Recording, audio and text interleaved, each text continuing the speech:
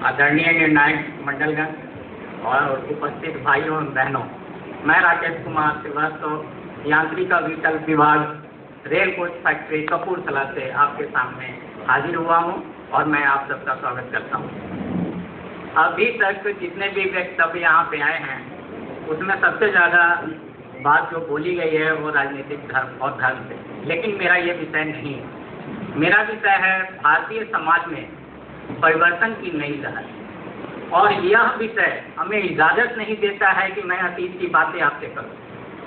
और जितने भी प्रतिभागी यहाँ आए, दुर्भाग्य से सभी ने अतीत पे ज़्यादा ध्यान दिया है। वर्तमान में हम कैसे इस लहर पे सवार हैं, इसकी परिचर्चा यहाँ नहीं हुई है। न आप लोगों को ज्ञात करा पाए कि हम लोग आखिर इस परिवर्तन की लहर पे कैसे सवार हैं और इसे क्यों नई लहर कहते। तो मैं अपनी बात शुरू करता हूँ कि परिवर्तन प्रकृति का नियम है और जीवन समाज के लिए आवश्यक है कि वो परिवर्तन को प्रश्रय दे। सामाजिक, आर्थिक, राजनीतिक, धार्मिक, नैतिक, भौतिक, इन सभी क्षेत्रों में हो रहे किसी भी प्रकार के परिवर्तन को हम सामाजिक परिवर्तन कहते हैं। और जब यही परिवर्तन सभी क्षेत्रों में तीव्र गति के साथ हो तो उसको हम परिवर्तन की लहर कह पाएंगे। ये सामाजिक परिवर्तन तीन तत्वों पे निर्भर करता है। पहला है खोज, दूसरा आविष्कार, तीसरा है प्रसार। सामाजिक और ये इन तीनों चीजों का भारतीय समाज ने बहुत ही अच्छे से दोहन करके ये परिवर्तन की लहर पे सवार है। इसको हम भारत में हो रहे विकास के क्रांतियों के द्वारा भली भांति समझ सकते हैं। भारत सरकार ने कृषि से प्रत्यक्ष या अप्रत्यक्ष रूप से जुड़े सभी क्षेत्रों को मिलाकर एक बृहद आयाम दिया और एक क्रांति का सूत्रपात किया जिसका नाम है इंद्रधनुष क्रांति। इंद्रधनुष क्रांति क्या है उसके बारे में थोड़ा सा संक्षेप में आपको बता दूं, क्योंकि ये ग्रामीण परिवेश से जुड़ा हुआ मसला है। तो इंद्रधनुष क्रांति में हरित क्रांति पहले आता है जिसमें हमें खाद्यान्न से संबंधित बातें होती हैं। उसके बाद श्वेत क्रांति दुग्ध से,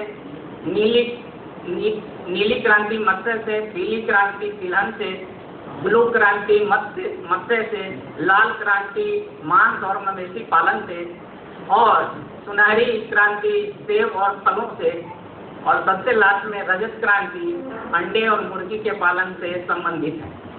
और इन सब क्रांतियों के द्वारा जो हमें सफलता मिली उसका प्रत्यक्ष प्रमाण हमें गांव के विकास में देखने को मिल रहा है और किसानों की जिंदगी खुशहाल और समृद्धि से भरा हुआ है।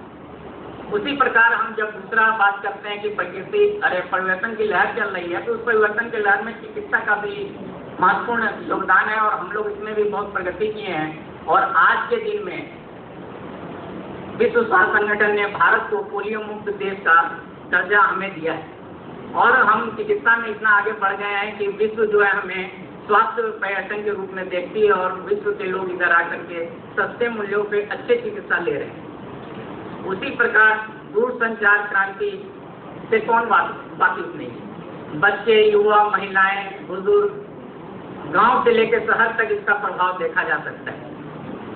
जो काम हम महीनों में करते थे वो दिनों में हो रहा है, जो दिनों में करते थे वो घंटों में हो रहा है, घंटों का काम सेकंडों में हो रहा है। ये सब दूरसंचार के माध्यम से ही हो पाया है।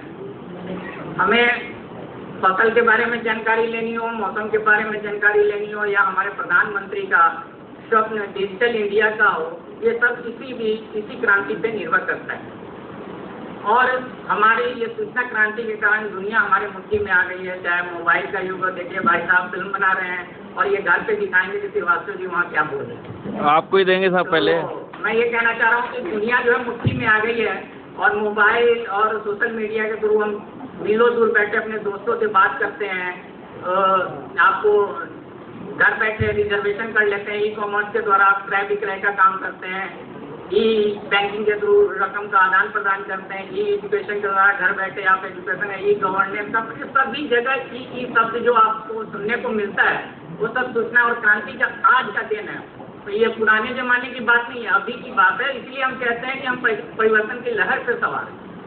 उसके बाद आती है स्वतंत्र मीडिया की स्वतंत्र मीडिया के कारण जो है आप जो है पारदर्शिता और जवाबदेही का जो योगदान भारतीय मीडिया ने दिया है वो सबको ज्ञात है, उसके कारण हम लोग को बहुत मदद मिल रही है। उसी तरह विज्ञान और अंतरिक्ष का जो कार्यक्रम है उसमें हम लोगों ने बहुत उपलब्धि प्राप्त की है, और मंगलयान का जो हम लोग गुणगान कर रहे हैं वो केवल हम नहीं कर रहे हैं, ये इसका गुणगान विश्व का सभी देश एक सुर में कर रहा है।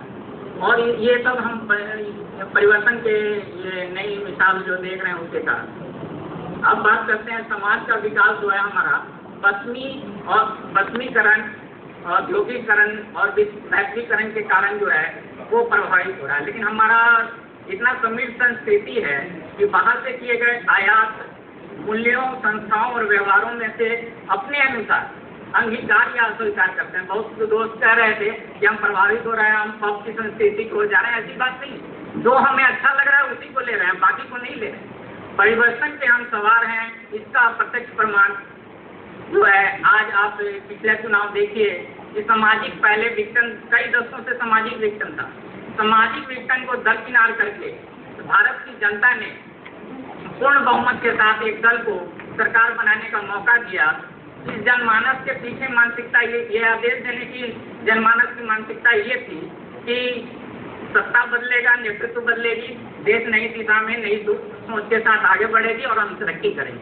आज हमारी जनता भारत को विकासशील देश से विकसित देश के रूप में देखना चाहती है, और हमारे माननीय प्रधानमंत्री इस कार्य को आगे बढ़ा रहे हैं और अपना संकल्प इसमें दिखा रहे हैं, और हम जो इस लहर पे सवार हैं उसको सुनियोजित ढंग से इसको आगे बढ़ा रहे हैं। मित्रों, हमारा जो ये प्रगति हो रहा है वो एलपीजी पे आधारित है। एलपीजी से भी खतरनाक कह सकते हैं कि विस्फोटक पदार्थ पे हम सवार हैं।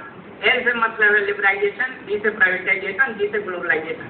इन तीनों के माध्यम से हमारे तो आर्थिक विकास होना तय है, लेकिन हमारी जो मुख्य समस्याएं शिक्षा, स्वास्थ्य, बेरोजगारी, भुखमरी, ये सब चीज जो है इन सबों का जो है उपेक्षा हो रही है, और इस समस्या का हम अभी निपटने के लिए तैयार हो रहे हैं। तो ये भविष्य की बात है, इसीलिए मैं इस लहर के साथ इसको जोड़ना नहीं चाह रहा हूँ, नहीं तो इससे भी बहुत लंबी बहस हो सकती है। तो भविष्य की ये समस्याएं, जब तक आर्थिक विकास नहीं होगा तब तक इन समस्याओं से हम निपट नहीं पाएंगे। जैसे आर्थिक विकास होगा हम आधा से अधिक समस्या को जीत पाएंगे। तो इन्हीं सब शब्दों के साथ मैं कहना चाहता हूँ कि मैं पुरानी बात नहीं कहता, इसलिए मैं एक गाना आपको सुना रहा हूँ। छोड़ो कल की बातें, कल की बात पुरानी, नए दौर में लिखेंगे मिलकर नई कहानी। हम हिंदुस्तानी, हम हिंदुस्तानी। तो मित्रों, हम हिंदुस्तानी को मिल करके इस लहर को आगे बढ़ाना है और इसको रुकने नहीं देना है। तो आप सबसे अपील है कि हम सब मिल करके इस भारत को आगे तरक्की तक पहुंचाएंगे। जय हिंद, जय भारत।